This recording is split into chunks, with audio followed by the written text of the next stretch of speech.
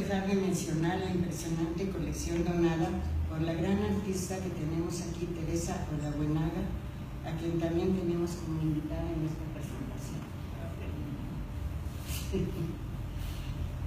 Bueno, voy a hablar sobre Karina Torres, que tenemos aquí como invitada también.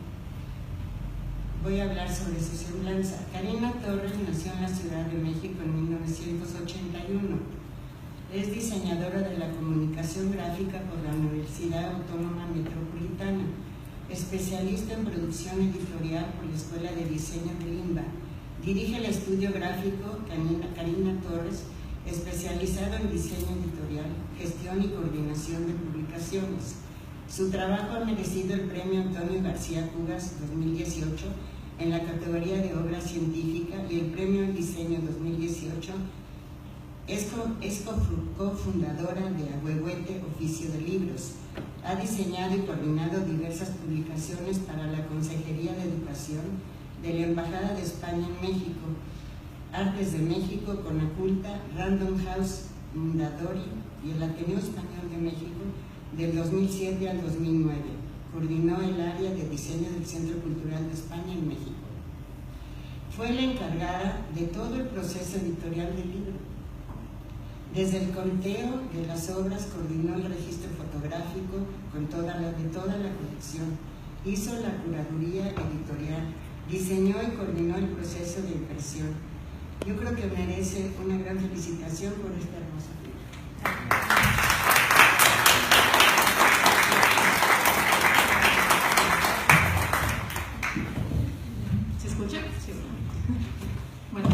Primero, agradecer la presencia de todos ustedes por estar aquí y también la presencia y la participación de ustedes en la mesa.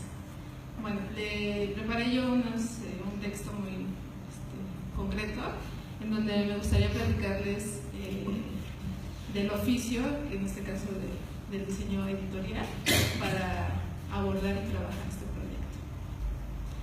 El libro que hoy nos convoca es un catálogo que reúne y registra toda la colección plástica de una institución que desde su fundación en 1949 tiene como objetivo preservar la memoria histórica del exilio español y promover la cultura tanto española como mexicana.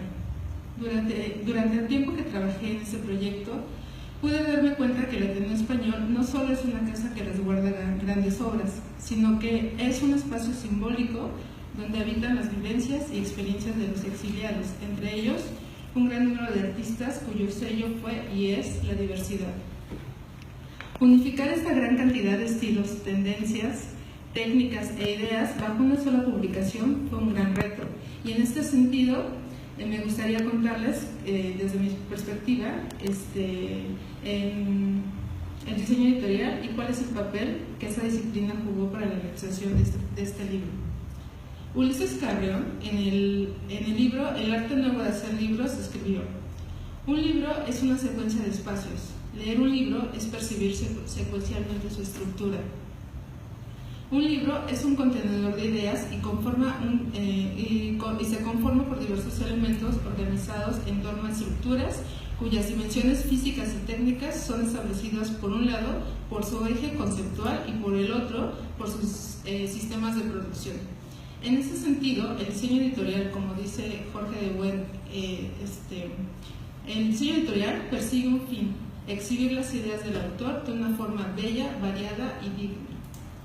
El diseño editorial comunica ideas mediante la organización de las palabras y las imágenes, donde cada elemento desempeña una función diferente para integrar un producto llamado libro a partir de 4 elementos. En este caso es la imagen, el formato, el color y la tipografía. En este proyecto, al tratarse de una colección plástica, la imagen fue la directriz que definió cuál sería el mejor formato para su exhibición.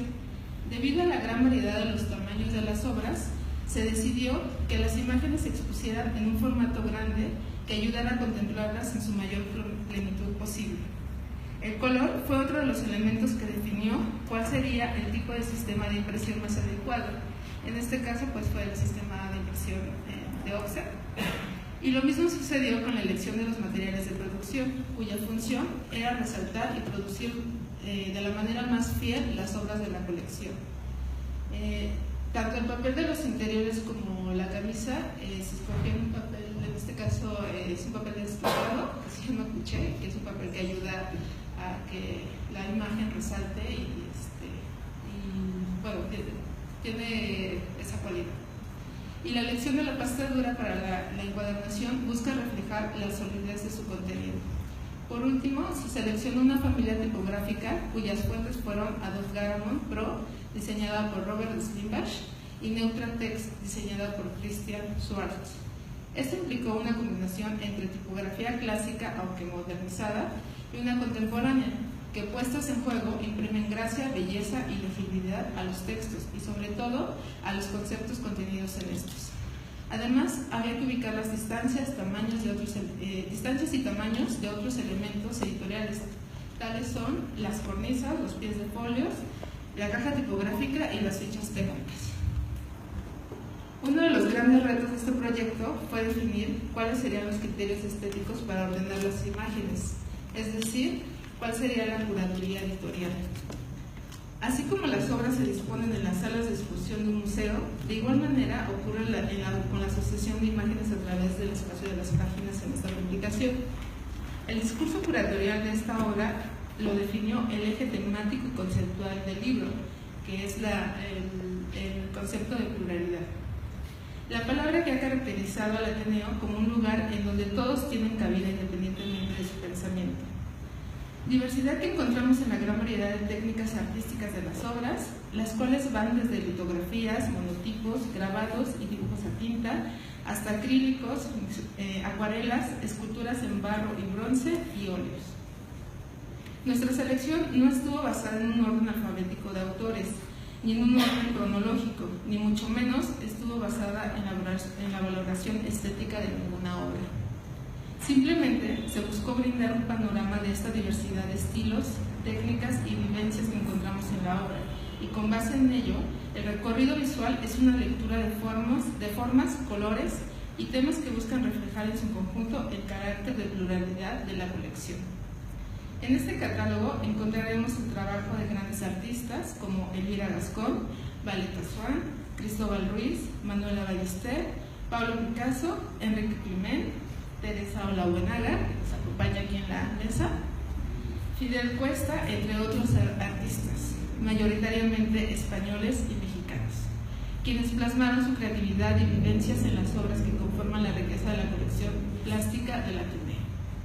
La labor editorial está compuesta por procesos puntuales como en una receta de cocina, que indica cuál es el primer paso, y en este caso el primer paso fue conocer la obra, hacer un arduo registro fotográfico de alta calidad y hacer un mapa de técnicas, estilos y temas para bocetar mentalmente el recorrido curatorial. Posteriormente, con las imágenes digitalizadas y los textos definidos, se inició la diagramación del libro a través de un programa especializado para esta labor. Después hubo varias vueltas entre el editor, en este caso el Ateneo, el corrector y toda aquella persona que debiera dar su visto bueno al proyecto. Una vez autorizado, se envió pruebas de color para finalmente supervisar la impresión y los acabados del material. El papel del diseñador editorial, en suma, consiste en designar el qué y el cómo será la forma más adecuada para que este contenedor de ideas pueda comunicar eficaz y claramente sus conceptos de una forma armónica y bella. Así, el diseño editorial es el marco a través del cual se lee e interpreta una historia. Este catálogo, que contiene las obras de la colección plástica del Ateneo Español de México, tiene como objetivo registrar, difundir, comunicar y preservar la memoria, así como ser un vivo reflejo cultural de la época en la que se produce. Finalmente quiero agradecer a Ernesto Casanova Caloto, presidente del Ateneo Español de México, también a su mesa directiva, a Josefina Tomé y a Ida Pérez Flores Valdés, que están aquí presentes, por darme la oportunidad de haber colaborado en este gran proyecto. Quiero agradecer también la disposición y el profesionalismo de Rebeca, Juventina, Grecia, Ariadna y Julio, el equipo del Ateneo, ya que sin su ayuda no hubiéramos podido terminar esta publicación. Por último, también agradecer a Paola Sanabria por el gran esfuerzo realizado durante el registro fotográfico de esta obra. Bueno, pues gracias por acompañarnos y celebrar esta publicación.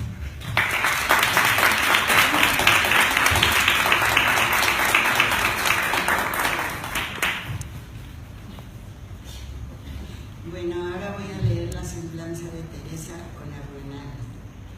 Ella nace en la Ciudad de México en 1958. En agosto del 2016 recibe la distinción como creador artístico en el Sistema Nacional de Creadores de Arte Beca Fonda de la Secretaría de Cultura, antes Conaculta, en el área de pintura. Licenciada en Comunicación con especialidad en Cine por la Universidad Iberoamericana y maestra en Dirección de Centros Educativos por la Universidad Anáhuac. Cuenta con más de 125 exposiciones en museos y galerías en México, Estados Unidos, Bulgaria, Polonia, Japón, Filipinas, Brasil, Colombia, Chile, Argentina, Ecuador, Uruguay, Venezuela, Cuba, Alemania, Italia, España y Holanda. Todo eso, nada. Todo eso. Las influencias en su quehacer artístico se fundamentan en vertientes expresionistas y conceptuales. Su trayectoria y experiencia en la pintura, el papel hecho a mano, el grabado y el arte objeto le permiten experimentar en técnicas mixtas que demuestran su sentir en torno a los temas que abarcan. El trabajo de Teresa Olabuenaga gira siempre en torno a 4 temas bases que interrelacionados hablan de su punto de vista en torno al mundo que experimenta: la infancia, la soledad, la muerte y el mundo interior. Vectores que definen sus materiales, composición y estética. Y la tenemos aquí para que nos dé ella su parecer. Sí. Voy a ser muy breve. Buenas noches. Gracias a la Ateneo por la invitación. Gracias por su respeto. Cito algo relacionado también con el prólogo que el Ateneo me invitó a hacer y que para mí es un honor. Y cito algunas cosas que están dentro de ese prólogo. Hay cosas encerradas dentro de los muros que si salieran de pronto a la calle y gritaran, llenarían el mundo. Federico García Lorca. ¿Qué es esa sensación de pérdida que se apodera de uno cuando duerme?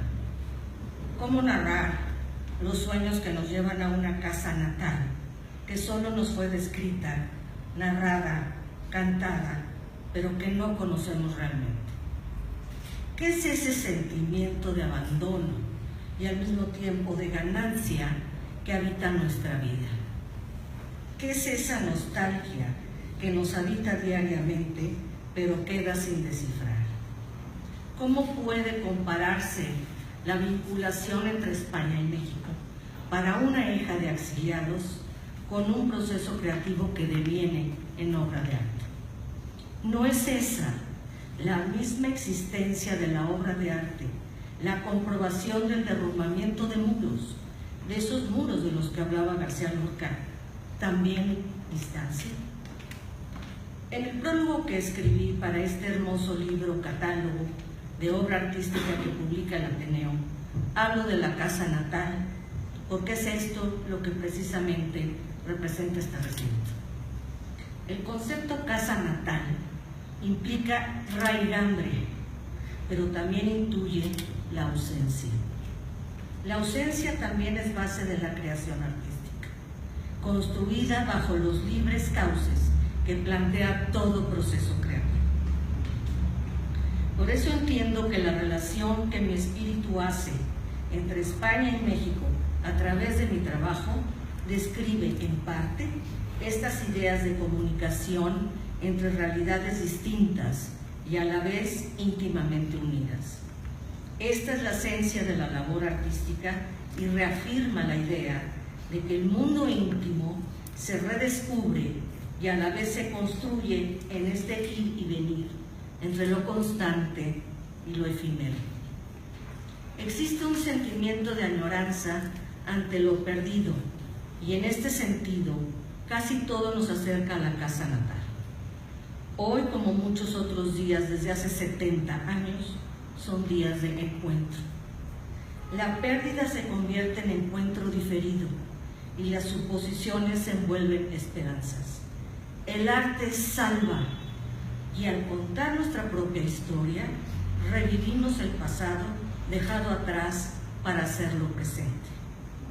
Cito nuevamente: si se me pide que nombre el principal beneficio de la casa, debería decir: la casa alberga un día soñado, la casa protege al soñador, la casa le permite a uno soñar en paz. Gastón Mascherano.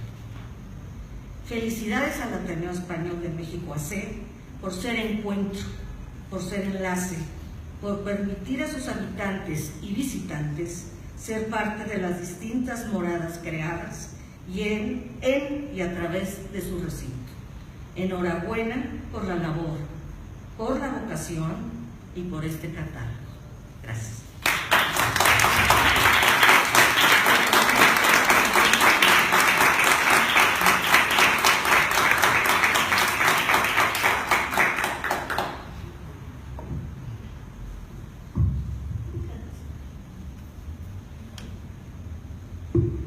Bueno, pues después de estas hermosas palabras voy a leer la semblanza de nuestro invitado Luis Ríos Cáceres. Es licenciado en Historia y maestro en Historia de Arte por la UNAM, con estudios de especialización en diversos espacios académicos, investigador de tiempo completo del Centro Nacional de Artes Plásticas del Instituto Nacional de Bellas Artes, el cual dirigió entre 1994 y 2000. Desde 1984 se ha desempeñado como crítico, promotor, curador e historiador del arte, especializado en temas de arte moderno y contemporáneo y en historiografía e historia de la crítica del arte. También en coleccionismo.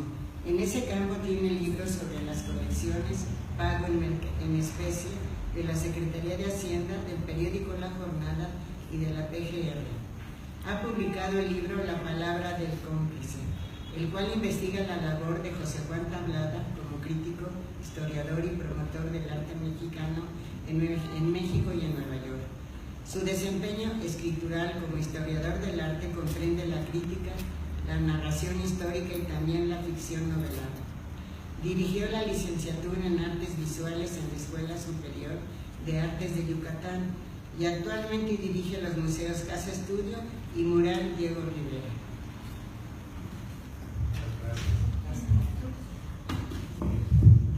Pues muchísimas gracias, Julio, muchísimas gracias, Ernesto, por esta invitación. Es un placer estar con ustedes, con Teresa, querida amiga que hace muchísimo no veía, con todos ustedes, con mi maestra María Luisa Capella y pues con amigos que me emociona mucho tener aquí frente a mí, pues para celebrar la publicación de este catálogo que en realidad me emociona mucho por todo lo que vale.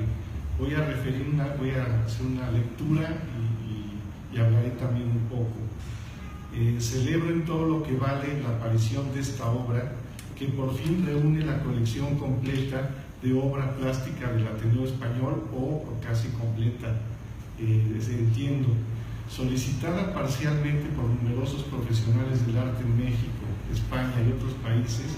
Esta colección ha nutrido la mayoría de trabajos dedicados al arte del exilio español o a diversos artistas en numerosas muestras individuales o temas tales como los antecedentes de las nuevas vanguardias mexicanas, el arte abstracto o la nueva figuración, entre otros. Es decir, cuando hay todos estos temas, se acude al Ateneo para pedir alguna obra en particular, o por periodos, en ocasiones son las mismas obras que se suelen pedir, el retrato de Machado, por ejemplo, o en fin, se tiene una visión parcial de la colección, pero no se tenía hasta ahora una visión global de esta colección, que eso es algo muy importante.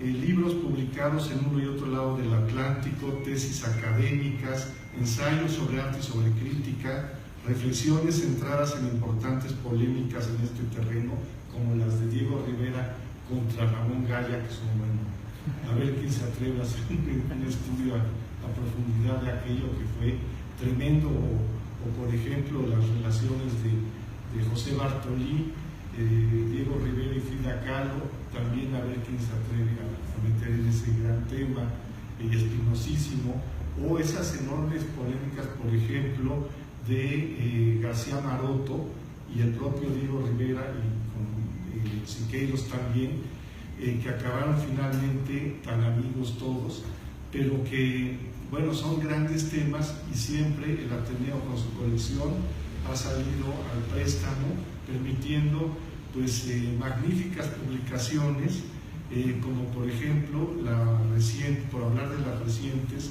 la que se llama Pinceladas, dos raíces, dos tierras, dos esperanzas, editada por Elena Horst, o el libro de Agustín Sánchez, Los humoristas gráficos y el exilio en México, libro precioso que demuestra la influencia de los caricaturistas, cartonistas españoles en el escenario mexicano, o en fin, por ejemplo, en la excelente exposición curada hace unos años en la Casa del Risco por Esther Echeverría, que fue una exposición de arte del exilio en verdad magnífica.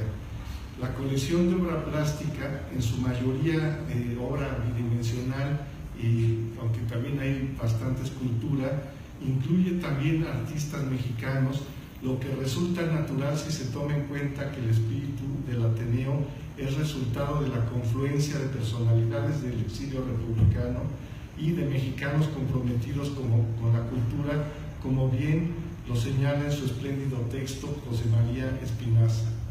Este autor, Espinaza, emprende un breve pero nutrido abordaje histórico del Ateneo, en el que enfatiza su espíritu abierto y plural, como bien se ha señalado. Nos enteramos gracias a él de las distintas sedes de la institución y de las diversas actividades que le dieron un perfil tan relevante como distintivo, con el predominio de la poesía, según lo dejan ver los numerosos retratos de poetas y temas literarios que alberga. Desde luego se destacan todos los retratos de León Felipe, que hay muchos, aquel magnífico sobre el poeta Luis Ríos se me ven nombres de Marín Bosquet,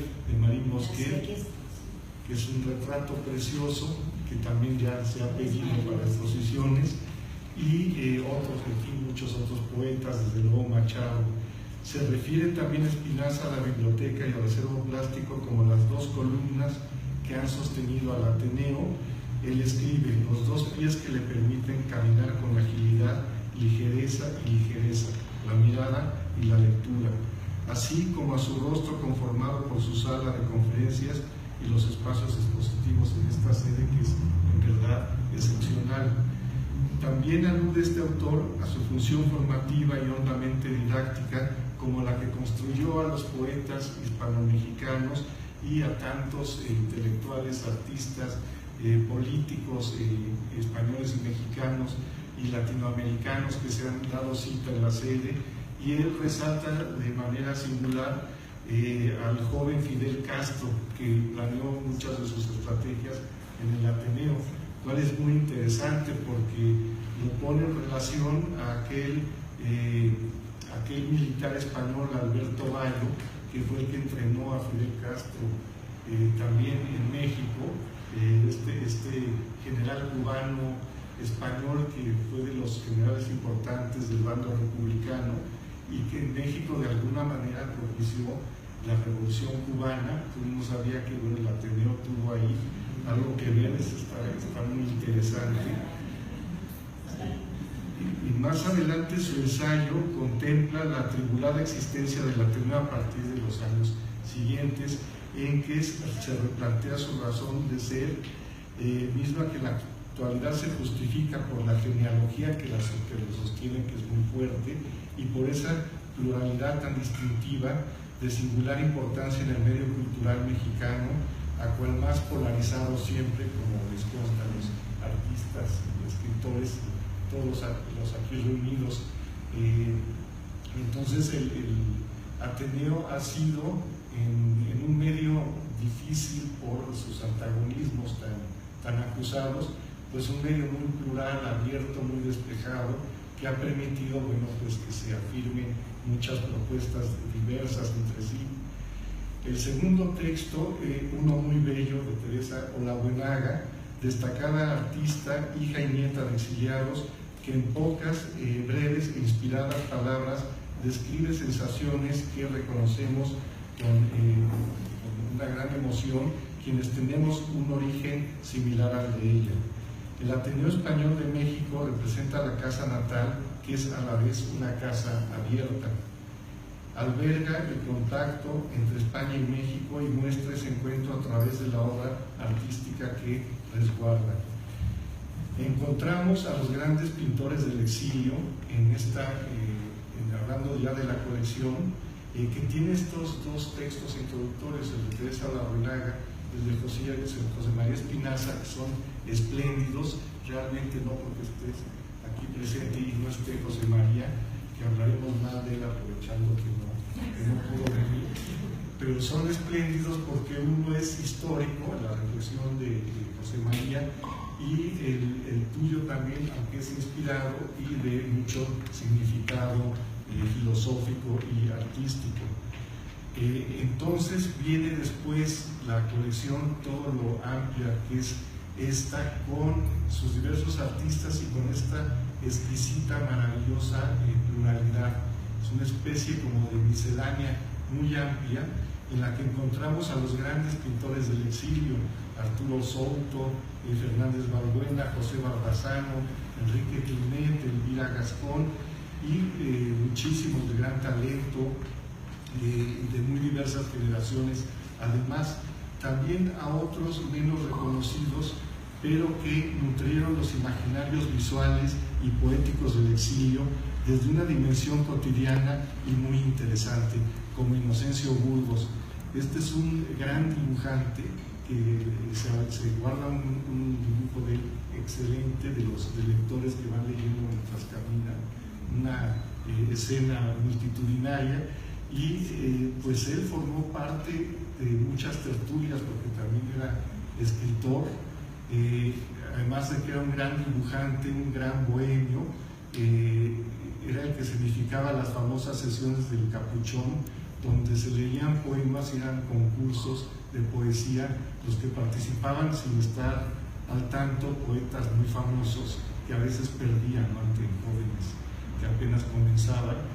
Y este fue un muy famoso personaje que también tuvo un alter ego ficticio que se llamaba Tiburcio Esquirla y que nutrió, bueno, pues muchas anécdotas, muchas cosas que quedaron escritas, y que era un dibujante de veras de una gran calidad, desigual porque bueno, era bohemio, como buen bohemio era desigual, pero lo bueno es en verdad excelente.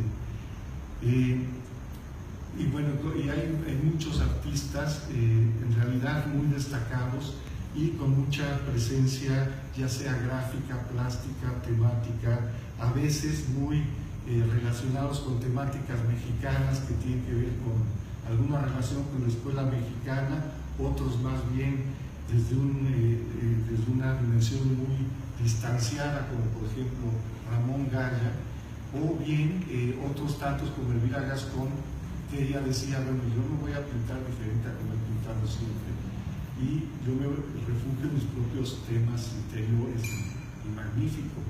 Entonces, el cruce de tiempos entre el pasado y presente y un presente perpetuo derivado de la producción artística, asunto que pienso a partir de la lectura del texto de Teresa Olabuenaga, me lleva a imaginar futuros para esta colección, y el catálogo invita a ello, orientados a hacer posibles aún más lo que cada artista ha buscado al producir sus obras, la trascendencia en el tiempo, es decir, en los diversos públicos. Esta trascendencia se logra con el movimiento de las obras en diferentes proyectos expositivos. Al respecto, han predominado en muestras y publicaciones 4 enfoques principales. El que cada vez que se solicita, se abreva a esta colección,